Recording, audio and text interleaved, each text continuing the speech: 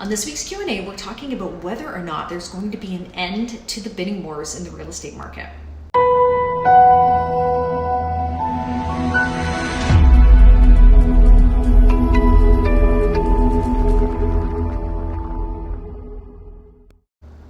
Hi everyone, welcome to this week's Q&A. Hope you had a great week. Welcome back. So lots of talk in the last week or two and lots of questions I'm getting about bidding wars and whether or not there's going to be some push to end those bidding wars by the government in order to try to cool the market in the Greater Toronto area. So for those of you that aren't familiar with bidding wars, I'm going to say really what they should be called are multiple offers. And the key point about bidding wars is that they are blind. So many offers might go in on a property. You as the buyer or the buyer's real estate agent don't know what the other offers are. You will never know. And so you end up sometimes maybe paying a lot more than the person below you, or maybe it's just, you just lose by a fraction, a couple of $1,000s or something like that because the process is blind. So this has aggravated people since the history of real estate in Toronto in particular. It's been like this my whole career, but now we're seeing it, of course, in other areas of the GTA. So the call to action to the government is to put some sort of policy in place to stop these blind bidding wars from happening.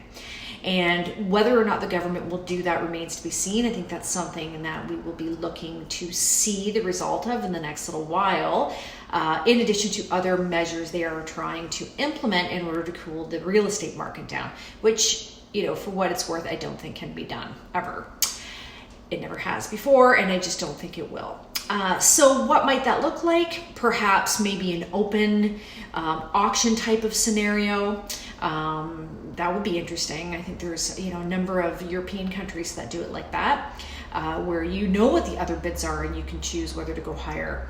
I think maybe to somehow stop having multiple offers altogether has been put on the table. I don't know how they could possibly do that.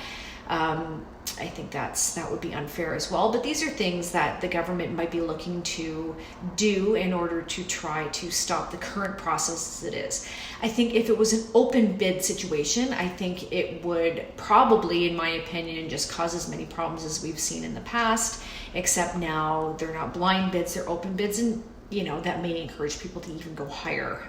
The frenzy will still be there if at the end of the day we have a lack of supply and too much demand. There's nothing that the government can do about that. So I think that, I just want to let everybody know we've been through this before, like I said, for as long as I can remember. I mean, I'm in my 16th or 17th year selling real estate, and this has been like this the entire time in Toronto. It's only now that we're seeing it in other areas. People have talked about this real estate bubble and the overinflated market and blah, blah, blah for all of this time. So it's nothing new. It is what it is. It sort of sucks if you're on the buying side, but you have to really think about whether you would want this to end if you were on the selling side. It just depends what side of the fence you're on. Anyway, always happy to talk about this or whatever else you'd like to talk about. Feel free to reach out. You can find us also on our weekly podcast, which is called The Toronto Real Estate Show with Jenelle and Leslie. And we always appreciate it if you like our videos and share them with other people that you think might be interested as well. Hope you have a good week. We'll see you soon.